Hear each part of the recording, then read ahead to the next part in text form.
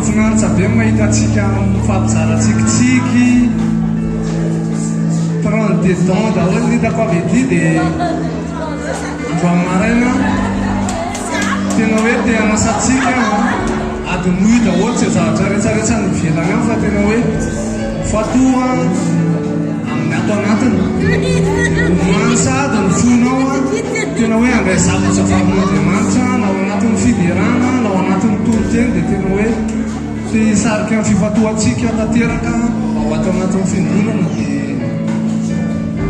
angamba ny manasa amin'ny worship team mahitarika atsika ao anatin'ny fiderana. Ok.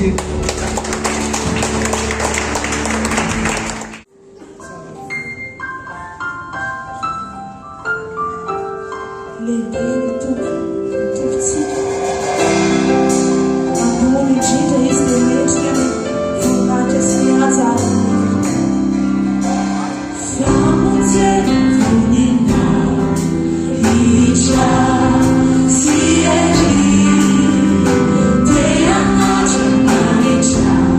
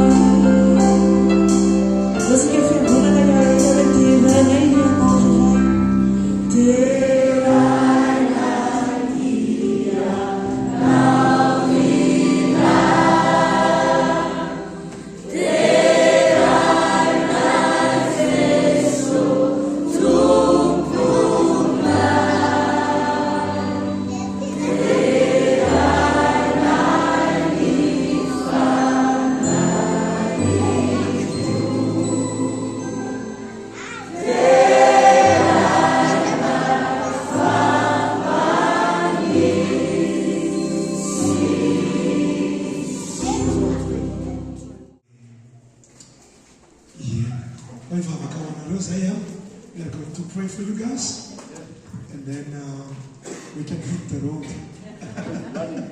We can run. Andriamanitra anay misaotra ny amin'ny tipivady anankiray ity. Thank you, Father God, for these couples. Ianao nefa nifidin'izy ireo telo amin'ny telopolo taona lasa zay. You've chosen them 33 years ago. Ary ianao nefa namparahin'izy ireo And you've come them together, put them together. Enina amin'ny telopolo taona lasa zay. 36 ago. Misaotra anao zay tompo. Thank you, Lord, Ny amin'ny zavatra efa nataonao tao anatin'izy ireo for what you've done inside of them ary amin'ny alalan'izy ireo. and through them. Ary misaotra ihany koa ny amin'ny fifandraisana Thank you also for the relationship that we have. izay natombokay We started izao finamanana izao Andriamanitra. this friendship, Lord. Ianao hitahany zany, And may you place that relationship that we ianao have. iharo an'izany, You protect that relationship. dia ho tena fitaovana And that we may be a tool ho an'ny fanjakanao. for your kingdom. Izareo maketo Antananarivo They come to Antananarivo. ary mino koa izay tsy ho ela hoe izahay koa andeha ho any Araray. And I believe that we also go to Araray some of these days. Misaotra tompony amin'ny fifandraisana tena hoe araka ny sitraponao. And thank you, Lord, for the relationship that is according to your will. Dia hitahany zany ianao. And you bless that relationship. Tahiony koa ny teninao androany, And bless the word. ianao hiteny aminay tsirairay. You will speak to each and every one of us here. Miatralany fona ihany mihitsy. Deep inside of our heart. Dia aza very zay raha tsy manao makatoa anao. And they'll help us to obey your words as well. Amin'ny anaran'i Jesosy. In the name of Jesus. Amen. Amen. Go for it. Good morning. Miarabantsika rehetra amin'izao maraina izao. It's a privilege and a great joy for us to be with you. Dia tena tombontsoa sy fifaliana lehibe ho anay no mbola miaraka amintsika iray amin'ity maraina ity. It's for us to come and to be invited by your elders. Ho anay manokana ny natongavanay sy nasainy reto mpitarika amin'ny olona fiangonana reto. And we come in to serve you as a church. Dia tena hoe tonga eto izay anompo anareo amin'ny mahafiangonana anareo. And trust that we'll leave some sort of encouragement behind. Dia matoko hoe tena amela fampaherezana ao ambadika izany rehetra rehetra zany. That will encourage you to grow and to prosper. Ary ihany koa hampahery anareo sy tombo ary tena hoe hotahina ao anatin'izay. We've had a wonderful few days with you. Tena hoe nanana fotoana mahafinaritra be mihitsy zay niaraka taminareo, niaraka tamin'ny fiangonana. We've met your leadership. Tena hoe efa tafahoana tamin'ny mpitarika anareo zay.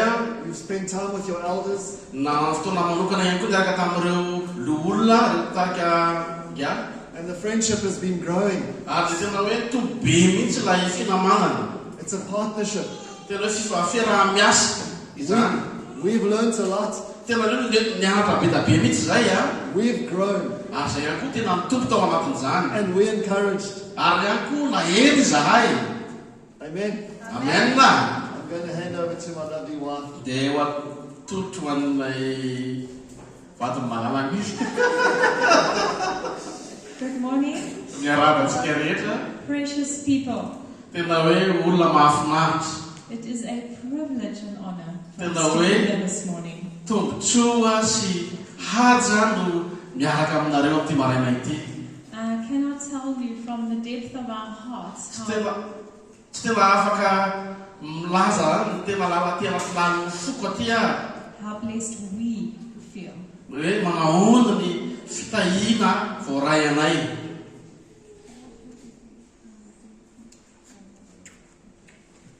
Thank you. Dia misaotra betsaka tsy. I think maybe Karen will come back afterwards. She has a word in her heart, and I think it might add to what I'm going to share. Ya misy teny izay tiako karaina zahaina fa rehefa avy eo izy avy miakatra eto.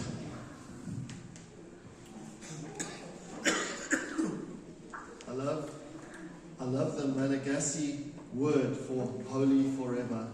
Tiako ilay tenin'Andriamanitra amin'ilay hoe Masina, Makikisa. teny gasy amin'ilay Makikisa. hoe mandrakizay masina. Beautiful, Masina.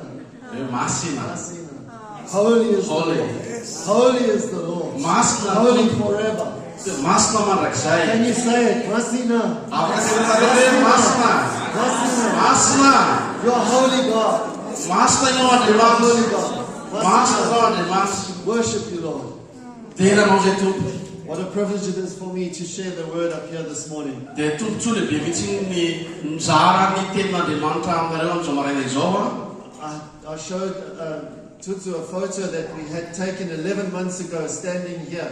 Natsehoko ny tojo ny sary izay nalainay izay nitsangana teto raika ambin'ny folo volana lasa izay. And we prayed together and prophesied into this area. The church yet hadn't started here. Dia niaraka nivavaka teto izahay amin'any tamin'ity toerana ity tamin'izany mbola tsy nanomboka ny figodana teto. And when I think of it, I want to come to tears when I think I'm standing in this pulpit preaching this morning. Dia tena hoe rehefa mieritreritra an'izany ako dia tena te hitomany mihitsy ako ny miaraka mahita ny zavatra mitranga mijoro miaraka aminareo eto izao. And so I'm so grateful to the Lord for what He's doing right here. Dia tena hoe misaotra fely fankasitrahana ny tompo ny amin'ny zavatra nataon'Andriamanitra eto amin'izao fiangonana izao. And so I felt this word for you this morning as a church. Dia tena misy fahatsapahana ny tenin'Andriamanitra izay hozaraiko aminareo amin'ity maraina ity. It's a word that I preached similar to this a few weeks ago at Base Church in Harare. Dia tenin'Andriamanitra izay nozaraiko tany amin'ny Base Church any Harare izy. And my wife Karen said to me, that word is going to also be for Madagascar. Dia teny tamin'ny Karenina hoe ity teny ity ihany koa dia hozaraina Madagasikara. And so that's the word that I want to share with you this morning. Ary izay ihany koa zany ny teny izay tiako hifampizarana amintsika amin'ity maraina ity. Just to give you some background, we've just done a 16-week series in the book of Acts. 16 weeks series in the book of Acts. Izay manokana ny manao fampianarana mitohy enina ambin'ny folo mitohy zany le enina ambin'ny folo titre mitohy zany amin'ny asan'ny apôstôly. And so the book of Acts starts in chapter 1 with Pentecost, and it comes to Paul arriving in Rome. Dia ny boky resan'ny apôstôly eo amin'ny andiny voalohany dia manomboka amin'ny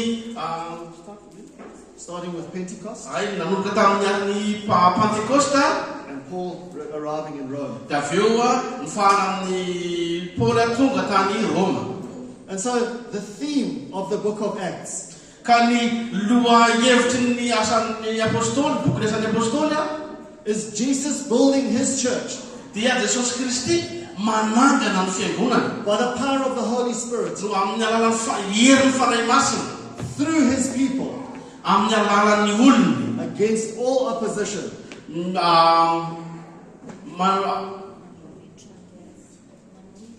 Manohitra ny fanoherana rehetra. Very interesting for us. We have just done a mission trip into Malawi. Tena hoe mahaliana be mihitsy izay manokana dia avy nanao asa misiona tany Malawi. In the month of August, it's the end of harvest. Tamin'ny volany Aogostra dia faran'ny fijijana. And it's a time when the people of Malawi, they worship the ancestors. Zay dia tamin'izany ny fotoana izay ny manompo razana ny Malawianina. And so we heard the drums beating from 12 o'clock at night until 6 o'clock in the morning. Dia mahitsy zay ka velively aponga manomboka amin'ny Until 6 o'clock. amin'ny manomboka amin'ny enina mahaina ka hatramin'ny 12 alina. And so we didn't sleep. Dia tena hoe tsy afaka natory mihitsy zay. But this caused many of the younger people to be taken away from our meetings. Ary zany nefa dia lasa nahatonga an'ireo tany rehetra tao amin'ilay fivorian'irahilay lasa nivoaka daholo. And And it felt to us like we were living in the book of Acts. Natsapo zay hoe tena miaina amin'ny zavatra nitranga tany amin'ny asan'ny apôstôly tamin'ny asan'ny apôstôly ihany koa izay. But for the Chewe people, it's just part of life. Fa ho an'izy ireo nefa ny dia tena hoe zavatra tena hoe anisan'ny fiainana andavanandro ihany zany. It's their identity and their spiritual worldview. Tena hoe zay efa tena fihizindra reo mihitsy zany ary efa fomba fijery eo amin'ny tanàna iainan'zareo le izy. But Kanefa we saw the same Jesus hitanay ilay Jesosy tenany who met Paul on the road to Damascus, zay niona tamin'ny Paul tao amin'ny lalan'ny Damascus, the same spirit that broke the idols in Ephesus, zay that broke the idols in Ephesus. Lay fanahy masina zay namotika ny sampy tany Efesosy. The same spirit setting the people free. Ary ihany koa lay fanahy zay nanafaka ny olona. Amen? Amen. And so, our experience in Malawi Sa manokana dia niaina tany Malawi niaina tany Malawi was like a present-day example of Acts continuing today. ny zavatra niaina tany Malawi dia tahaka ny zavatra. And so, the gospel is advancing even with the hindrance. Ja, the fact was somaro ny verkela.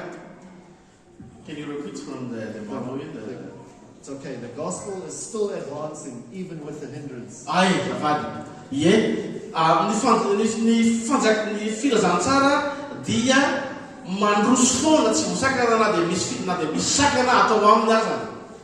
And so this morning, if we gave it a title, you've got it up there. Dia zao maraina zao dia misy lohahevitra entina amin'ity andro an'ity hita eo voasoratra amin'ny PowerPoint eo. And so we're looking at the book of Acts, but we're looking at the very last chapter this morning, chapter 28. Dia hijery ny boky ny asan'ny apôstôlitsika fa hijeryntsika manokana ny any amin'ilay toko farany any andininy fa 7.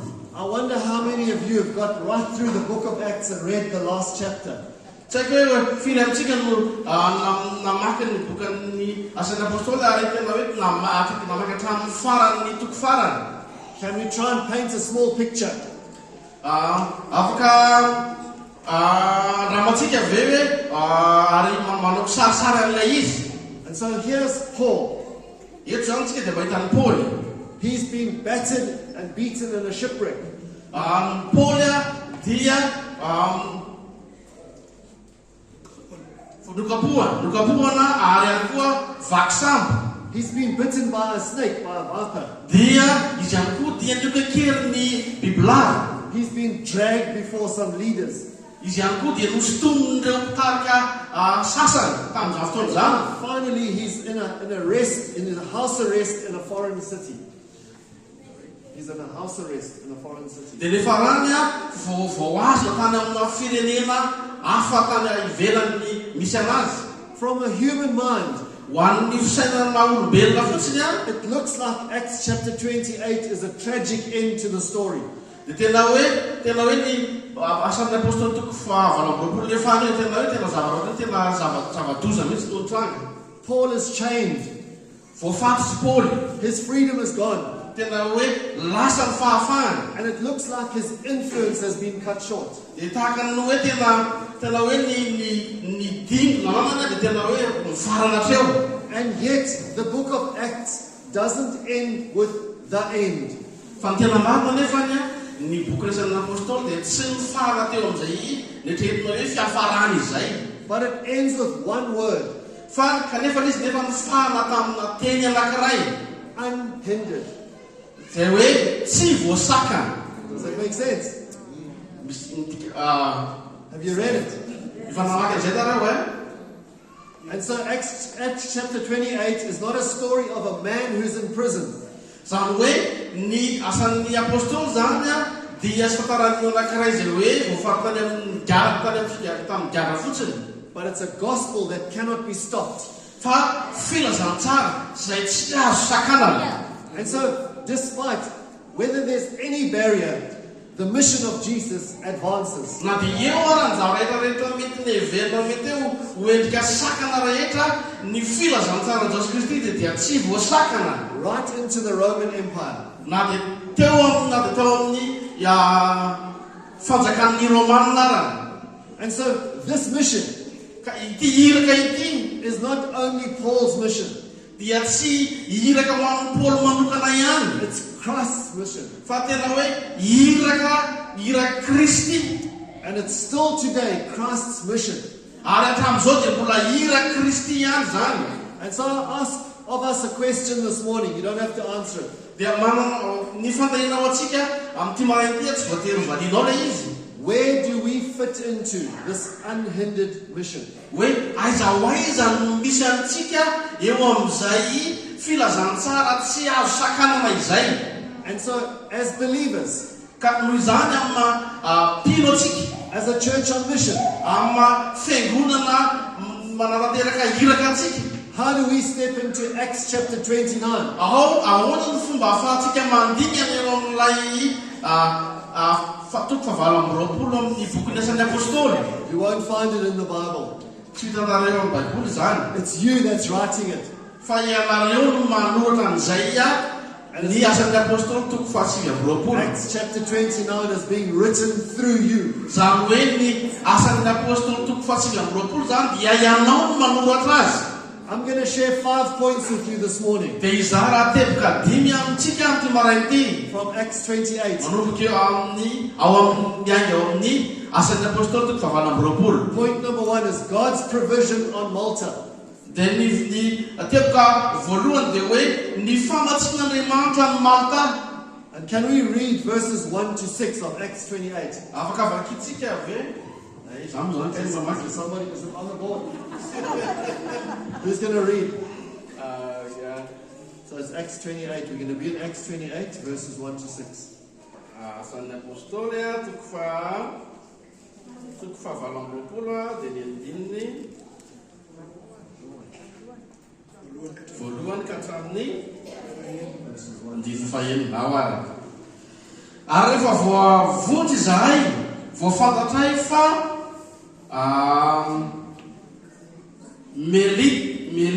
Melita moa zany izy fa tsy Malta moa zany fa ohatran'ny hoe Malta voasoratra no nanaran'ilay nosy.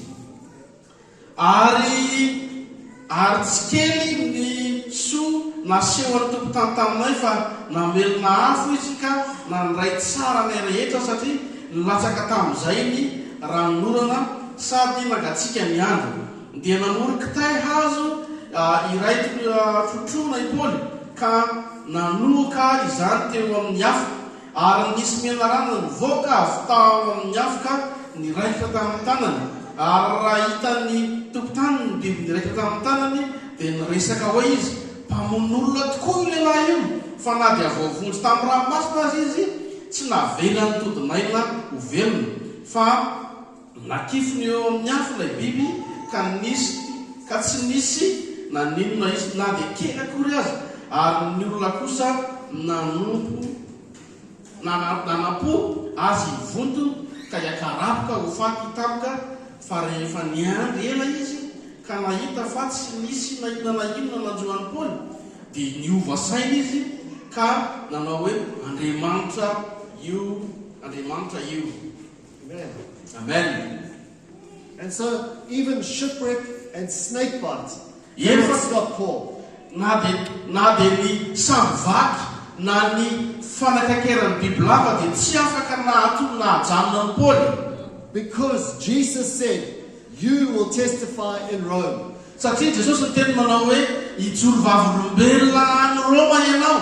And when Jesus says something, he makes sure it happens. Dia rehefa Jesosy no miteny zavatra anankiray dia tsy maintsy ho tanterahany zay. Because snakes and storms cannot stop the mission. Satria ny tafio-drivotra na ny bibilava tsy afaka mahasakana le iraka atao. Amen. Amen. Amen. And so we see here, right here in this first few verses, we see paganism and we see superstition. Dia eto amin'ilay andininy voalohany dia mahita karazana fampotsako, finonom-poana. First they say the gods will take your life. Dia voalohany dia tena izy hoe Andriamanitra izy ireo zany moa zany no hoe And when he doesn't amono anao. when he doesn't die, then they say he must be a god. Dia avy eo nefa rehefa tsy maty bay Paul dia niova indray sainy hoe tena ty mety Andriamanitra ty. You see, this miraculous protection, Hitantsika itylay fiarovana mahagaga ity it points past Paul dia tena hoe nanondro niala tamin'ny Paul izy to the power of the living God. makany amin'ilay herin'ilay Andriamanitra velona. Amen. Amen na. Point number 2, Teboka faharoa Paul's healing ministry. dia ny asa fanasitranana nataon'ny Paul. Can we look at verses 7 to 10? Nao jerentsika ary eo amin'ny 7 ka hatramin'ny 10. Dia zao ny voalaza ao. Ary teo akaikin'io dia nisy asan'ny pôpilo mpanapaka ny nosy izay azafady tsy asa fa sahan'ny pôpilo mpanapaka ny nosy izay nandray anay ka nampiatrananay tsara atelona ary nararany tazo sady nivalan'ny rayo ny rain'ny pôpilo ary Paoly niditra tao aminy ka nivavaka sady nametratanana taminy dia nahasitrana azy ary rehefa vita izany dia tonga koa ny sasany izay narary teo amin'ny nosy ka dia sitrana ary voninahitra be no nomen'ny olona anay ary rehefa nandeha izahay dia novatsiny tsara. Yeah, that's right. And it's getting hot now. Now we're going to go. All right, now we're going to go. Good. Now we're going to run.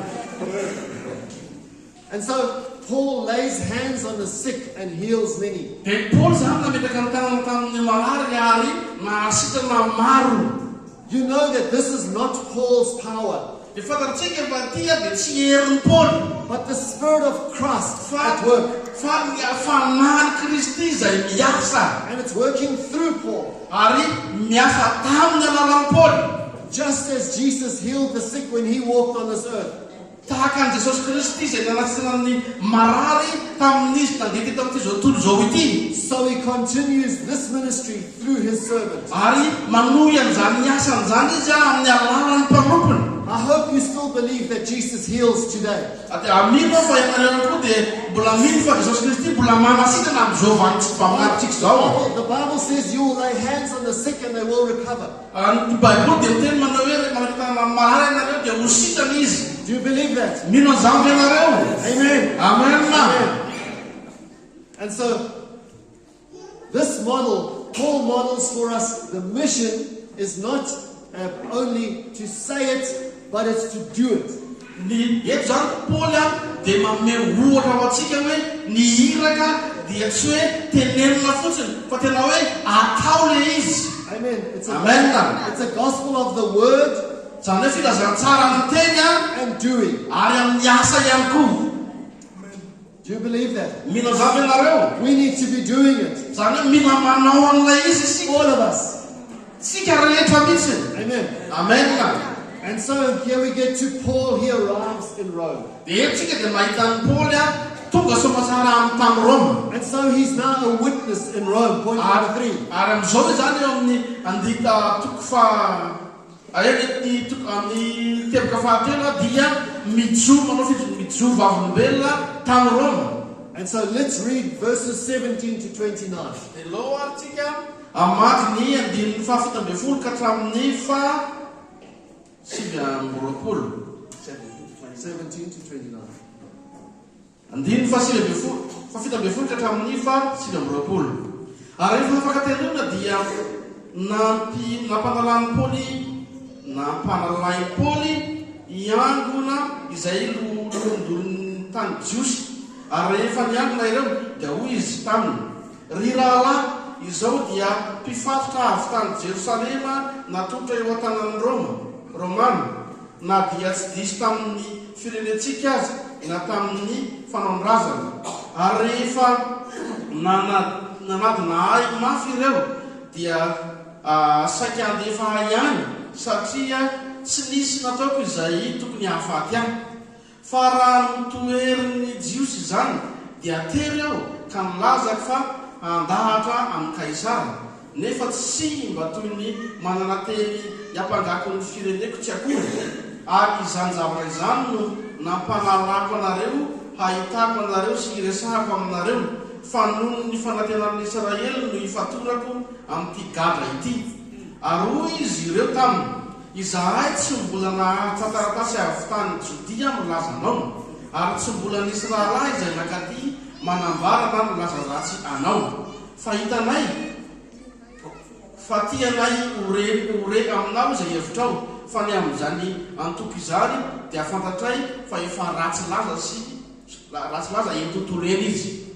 Ary rehefa nanao fotoana taminy ireo dia maro no nakeo aminy tamin'ny trano itoerany, ary izy laza sy nanambara taminy ny fanjakan'Andriamanitra hatramin'ny maraina ka hatramin'ny hariva, ary ny teny eo amin'ny alalan'ny Mosesy sy ny mpaminano ny taoany azy ino an' Jesosy.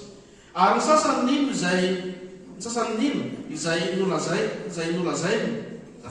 ary sasany nino izay nolazainy fa sasa kosa tsy mba nino. Ary raha tsy niraisaina ireo dia niala rehefa nanao teny indray bava Paoly hoe marina izay nampilazan'ny fanahy masina ny Isaia mpaminany tamin'ny razanareo manao hoe mandehana any amin'ity fehera ity ianao ka lazao hoe mba are mandrakariva ihany ianareo fa tsy halala, ary mba hijery mandrakariva ihany ianareo fa tsy hahita, fa efa adala ny fon'ireo olona ireo, ary efa radalovana ny sofiny, ary efa nakipo ny masiny fa rao ahita ny masiny sy andreny sofiny, ary alala ny fony dia ibebaka izy ka ahasitrana azy ao. Koa aoka ho fantatrareo fa izao famonjen'Andriamanitra izao dia nampitondraina ho any amin'ny Jetrisa ary izy iaino azy. I guess many of you have never read Acts chapter 28. Mietrehitra hoe mety maro aminareo tsy mbola namaky tsara ny asan'ny apôstôly toko 7:20. Today you're reading it. Fa androany ianareo mamaky an'izany You'll never forget it. ary tsy ho adinonareo mandrakizay. Right.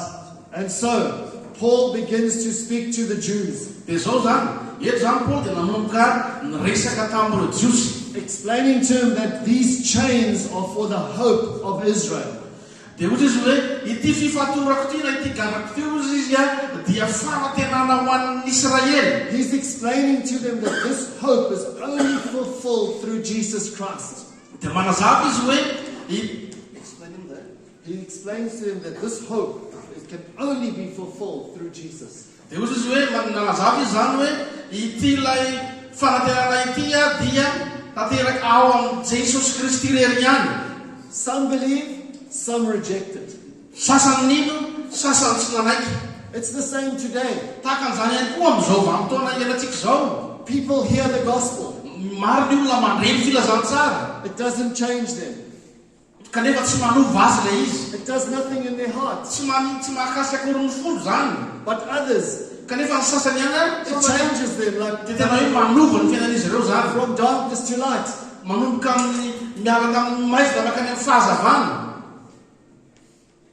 Then Paul goes on and he quotes Isaiah chapter 6. Dia avy eo Paoly mandiny toy izy dia manambara amin'ny Isaia toko 4. He reminds them that their spiritual blindness had been spoken of before. Eo amin'ny mamijery izy dia amin'ny Isaia toko 5. And he reminds them that this spiritual blindness was spoken of in that scripture. Dia nampatsiahy zany an'ilay jiosy reto i Paoly hoe ity ilay fahazabana ara-panahy ity dia efa nolazaina tany amin'ny Isaia toko 5. Can you see how scripture explains scripture? Hitantsika ve ahoana ny fomba hanazavan'ny tenin'Andriamanitra ny tenin'Andriamanitra. Scripture is not old-fashioned. Ny tenin'Andriamanitra dia tsy zavatra taloha akory If somebody preaches the word, they must preach scripture. raha misy olona miteny toy ny teny dia tokony ny tenin'Andriamanitra no toriny. But still people reject it. kanefa ny olona mbola misy ihany no tsy manaiky an'izany.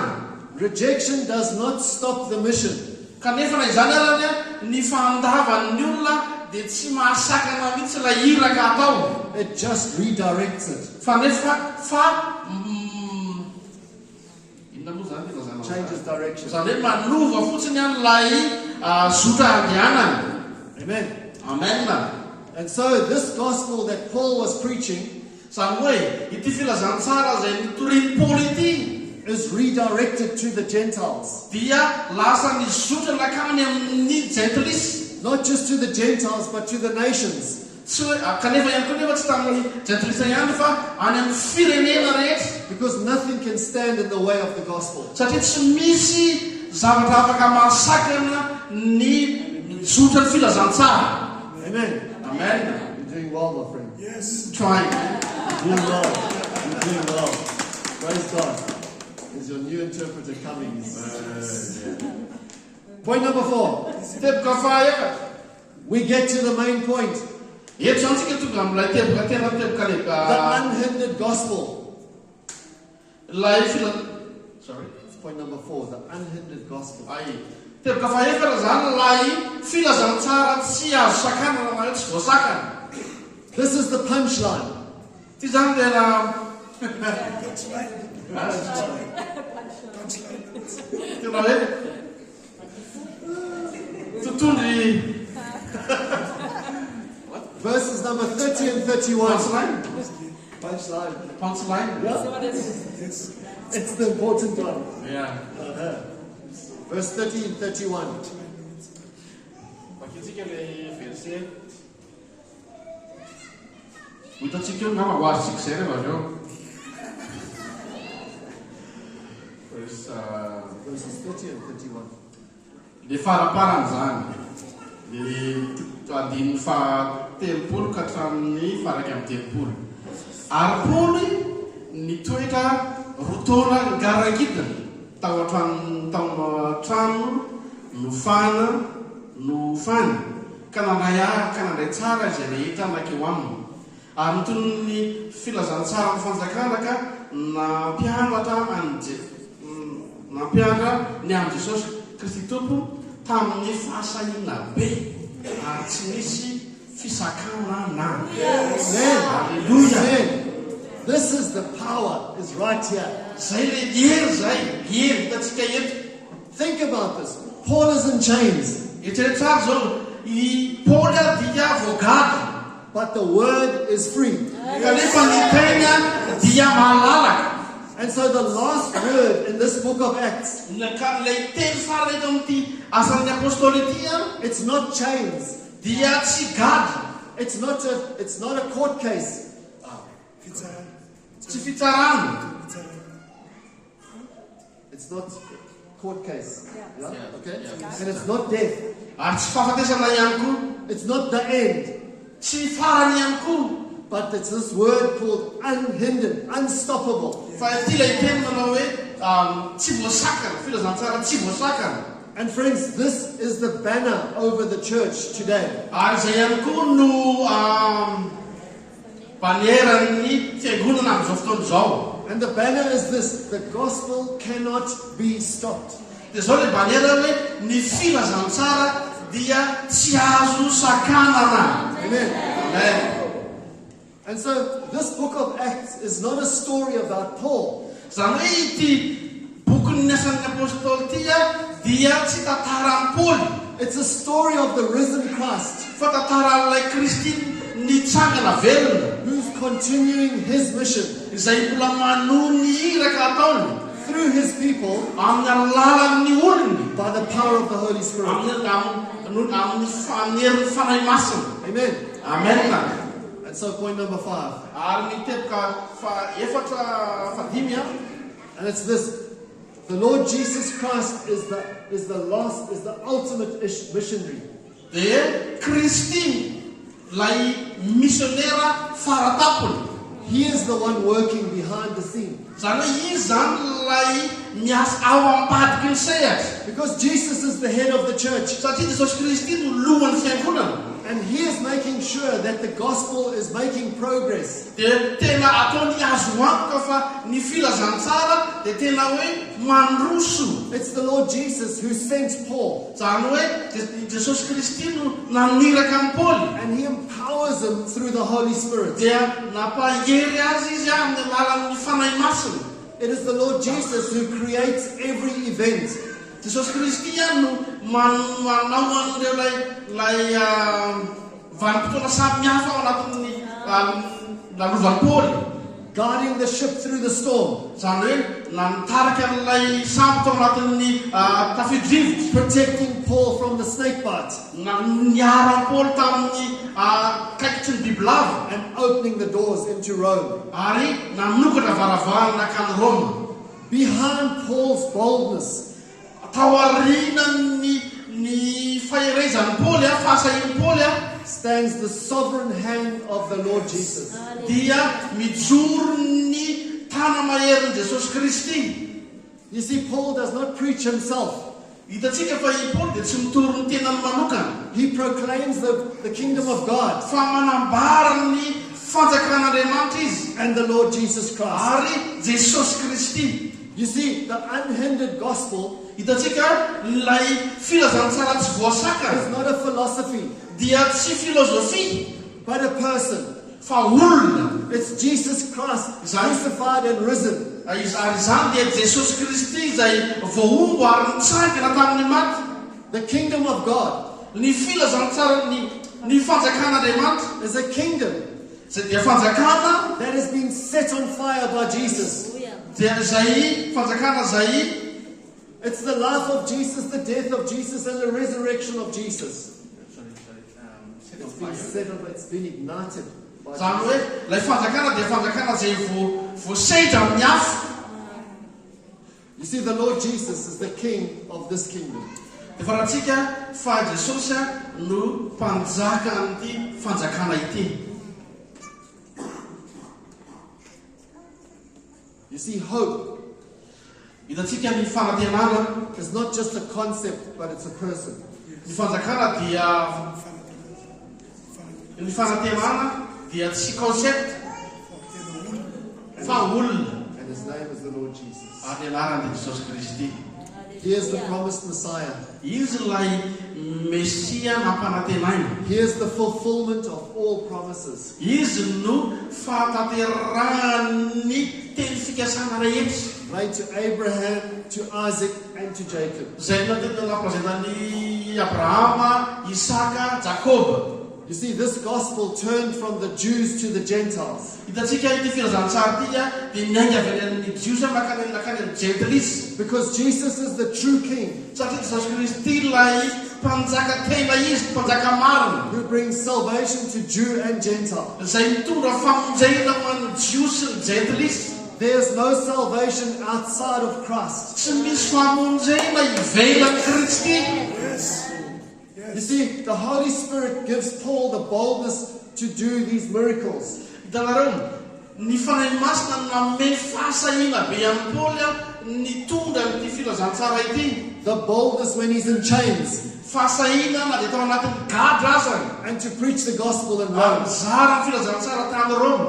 These are not human achievements. Ary zany tsy vitan'olombelona zany. This is the Holy Spirit at work in and through Paul. Fa izany dia ny fanahy masina izay miasa taosy tamin'ny alalan'ny Paoly. This is the power that makes the gospel unstoppable. Izay le hery izay mahatonga ny filazantsara tsy azo sakanana. It's the power that comes from the risen Christ. Hery izay avy amin'ilay Kristy nitsangana tamin'ny maty, who promised to be with his followers to the end of the age. izay nampanantena fa hiaraka amin'ny mpanaradia azy hatramin'ny amin'ny farany. Do you believe that he's with us today? Mino vena rehefa miaraka amintsika ity Do zao you andro. believe in the power of the risen Christ Mino today? vena herin' Jesosy Kristy nitsangana tamin'ny maty. Amen. Amen. You see, Paul is simply just a faithful servant. Hitantsika i Paoly dia olona tena hoe nahatoky fotsiny izy. He's showing the heart and the mission of the Lord. Zany hoe maneho an'ilay fo sy ilay misionan'ny tompo izy. That's why Paul's message is never about himself. Zay mahatonga ny hoe ny afatsy Paoly dia tsy zavatra miteny momba ny tenany. Our message is never about ourselves. Ny message afatsika dia tsy avy amin'ny momba antsika. Our message is about the Lord Jesus Fa ny Christ. afatsika dia momba an'ilay Kristy. And so how do we pull all of this together this morning? Ka ahoana zany no anambarantsika zany rehetra zany amin'ity maraina ity? The author, Luke, ends this gospel not in an easy way. Ilay mpanoratsy, Luka no nanotra ny asan'ny apôstôly dia namarina azy tamina fomba tsy mora. It seems a little bit untidy. Zany hoe Untidy. somary mikorotana zany. Tsy tena mipetraka tsara. There's no summary or no conclusion. Tsy misy famaranana ihany koa famehezana ilay teny iray manontolo. It's because the book of Acts is not finished. Satria ny boky ny asan'ny apôstôly dia tsy mifarany eo. It continues Mbola mitohy zany. in Zimbabwe. It continues in Zimbabwe, Mbola mitohy any Zimbabwe le izy. Malawi, Mozambique, Mozambique, South Africa, any Afrika Atsimo, Madagascar. Madagascar. Amen. The same gospel still advances. Ilay filazantsara mitovy ihany no mandroso. And it overcomes the spirit, it overcomes the power of the forces of darkness. Ary mandresy ny herin'ny aiza izany. And it brings light. Ary mitondra fahazavana. The word of God cannot be chained. Ny tenin'Andriamanitra dia tsy afaka kadraina. Do you remember my question in the beginning? Tadidinareo ve efa mitiriko tamin'ny voalohantsika voalohany? Where do we fit into this unhindered mission? Hoe aiza ka ianao no mijoro ao anatin'izay filazantsara tsy voasakan'izay? You see, the spread of the gospel, Hitatsika ny fanahin'ny filazantsara does not depend on perfect circumstances. dia tsy miankina amin'ny hoe toejava misy tato tena hoe efa milamina tsara. Or political approval. Or the spread Ny of fitaran'ny filazantsara dia tsy miankina amin'ny hoe rehefa milamina tsara situation antsika. It does not depend on our ability. Tsy miankina amin'ny fahaiza-manaontsika. Because it's Christ's mission. Satria le izy misonany Kristy. And He will accomplish it by our obedience. Ary mitateranany zany misony zany amin'ny alalan'ny fankatoavantsika tsirairay avy. Because Jesus is building His church. Satria Jesosy Kristy manangana ny fiangonany. And His love language is obedience. Ary ny tenim-pitiavany dia fankatoavana. And this gives me confidence. Ary zany dia manome atsika fahasahina. And I hope it gives you confidence. Ary ihany koa mino ato fa manome anareo fahasahina ihany koa zany. You might feel like you're in a shipwreck right now. Mety mahatsapa ianao amin'izao fotoan'izao hoe vaky sambo zany. You might feel even like you've been bitten by a snake. Mety mahatsapa ihany koa ianao voafondraindray voakaiky tsy mena rano zany. When it seems like this ministry is being held back. Rehefa mahatsapitsika hoe ohatrany voasakatsakany zany lay hiraka. Paul's secret was not his own strength, Ny sekrian'i Paul dia tsy ny herin'ny tenany, but his surrender. fa lay fiekeny Wherever he found himself, fandoran-tena ho an'ny tompo. wherever he found himself, wherever, Ay, place, Laiza misy anazy he made himself available to Christ. dia tena hoe manokana ny tenany ho vonona foana ho an'ny Kristy izy. Whether in the prison Na dia any amin'ny prison arany or in the palace, na ihany koa any amin'ny toerana ny palais, he proclaimed the kingdom. dia tena manambara ny fanjakana izy. Friends, Rahalahy, namana, we are called to be bold. natsona itsika mba ho samy For this gospel not to be hindered. ho an'ity filazantsara ty mba tsy ho voasakana. Acts does not end with the end. Ny asan'ny apôstôly dia tsy mifarana amin'ny fiafarana, It ends with unhindered. fa mifarana amina tsy misy fiafarana. This is God's way of speaking to us, Zay le fomba n'Andriamanitra miteny amintsika, saying to us, milaza amintsika manao hoe you are the next chapter. ianareo tokony manaraka. This mission is not over. Ty misona ty dia mbola tsy tapitra akoriny. How do I do that? Ahoana fomba anaovako an'izany? In your workplace, eo amin'ny toerana iasanao, in your school, any amin'ny sekoly misy anao, in your family, amin'ny ankonana misy anao, in your community. ao amin'ny fiarahamonina misy anao. That is your road. Zay no romanao. Will you carry this unhindered gospel into that place? Hoentinao ve izay filazantsara tsy ho sakan'izay eo amin'ilay toerana izay misy anao? Amen. Amen. I wonder if the music team can come here. Ny mpitendry ny mozika. Ny ekipa, aiza ny ekipa? Even the keyboard is fine. Ao ve fi? Tsy ao fi?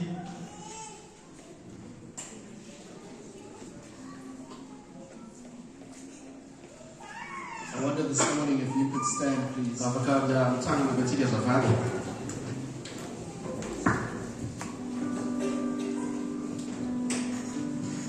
This word this morning may have touched different places in your heart or in your life. Ny tendry izay nateo dia mety mahakasika ny fonao na ny zavatra teo amin'ny fiainanao manokana. You might feel like you're chained by circumstances. Mety mahatsapa ianao hoe tena voagadra amina toe-java-misy amin'ny fiainanao manokana. Sin, opposition. Na ihany koa fanoherana. I want you to hear this morning. The gospel of the Lord Jesus Christ is not chained. Ny filazantsara Jesosy Kristy dia tsy voafatotra, tsy voagadra. He has a purpose for your life. Manana tanjona amin'ny fiainanao izy. He can overcome your situation for you. Afaka mandresy ny toe-java-misy amin'ny fiainanao izy. If he did it for Paul, he can do it for you. Raha ohatra ka raha tao tamin'ny Paul zany dia ho ataony ihany koa anao. The Bible tells me that Jesus is the same yesterday, today, and forever. Baiboly dia miteny manao Jesosy Kristy ilay tsy miova ho maro sy anio ary mandrakizay. If he healed people on Malta, he can heal people here in Madagascar. Raha ohatra ka nanasitana olona tany Melita izy dia afaka manasitana olona eto ihany koa eto Madagasikara izy.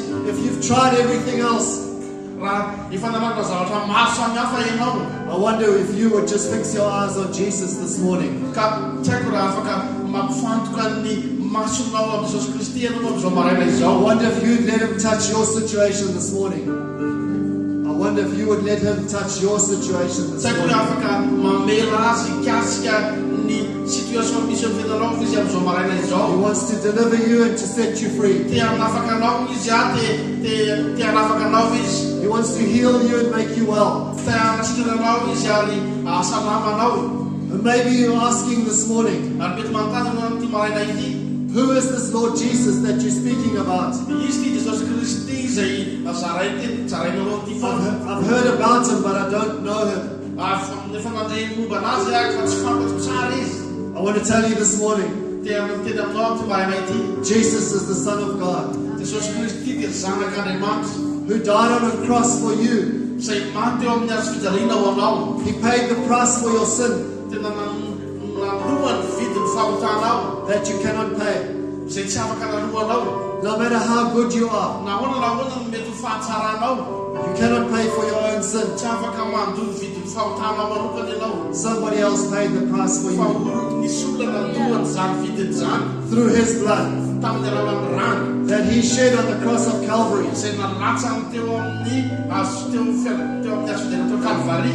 When he was thinking of you, he was thinking of you. Nieritreritra mombanao izy. This morning, Ary tamin'ity maraina ity, if you've never surrendered your life, raha ohatra ka mbola tsy nanolotra amin'ny fiainanao ianao if you've never said, Jesus, I'm a sinner. If you've never said, Jesus, I am a sinner, raha ohatra ka mbola tsy miteny tamin'ny Jesosy hoe zaho dia mparota, and I'm desperate for your grace. tena hoe tena mila mafy ny fahasoavanao. If you need him to save you this morning, Raha ohatra ka tianao hamonjy anao izy amin'ity maraina ity, he is the only way to the Father in heaven. izy reny ihany lalana makany amin'ny ray any an-danitra. There's no other way. Tsy misy lalana hafa. I wonder if there's somebody here this morning Tsy haiko hoe raha misy olona eto amin'ity toerana ity amin'izao maraina izao who would say, yes, Lord Jesus, zay afaka niteny manao hoe tena ty aho here Jesosy, I am. ty aho Jesosy, Save me, Lord. fonjeo ary to. If there's somebody this morning, may I ask you to just lift your hand. Raha ohatra ka misy an'izany olona zany hoe Lift it up high. te hakantany anao, Lift it up so we can see it. manao ianao. There you go. There you go. wonder if we could pray together. Ty araka ivavakantsika miaraka, araka ivavaka miarakatsika amizao a.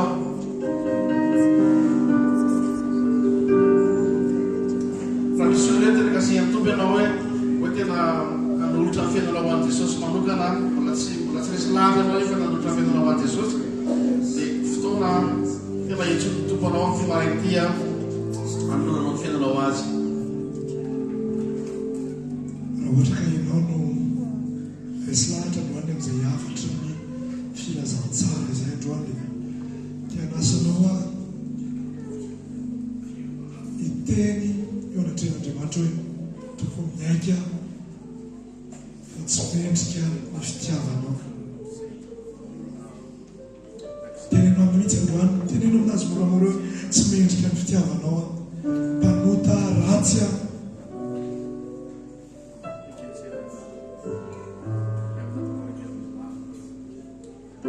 misaotra anao fa mijery ahy ianao, mahita ahy ianao, mahita ny entaentako ianao.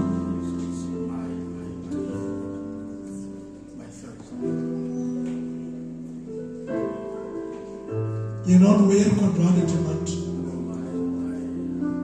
atolotra anao ny fiainako manomboka androany. Ianao no tompo sy mpamonjy ny fiainako, tenenao amin'izany androany.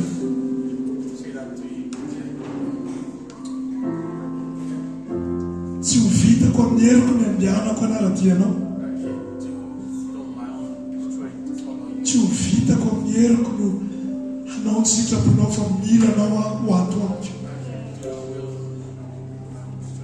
Iakina aminao manomboka androany. Efa ela no tadiavako famonjena ianao androany miaona amiko. Fifaliana ho aza. Eo iaraka nanatra ny tanantsika sika rehetra mihitsy.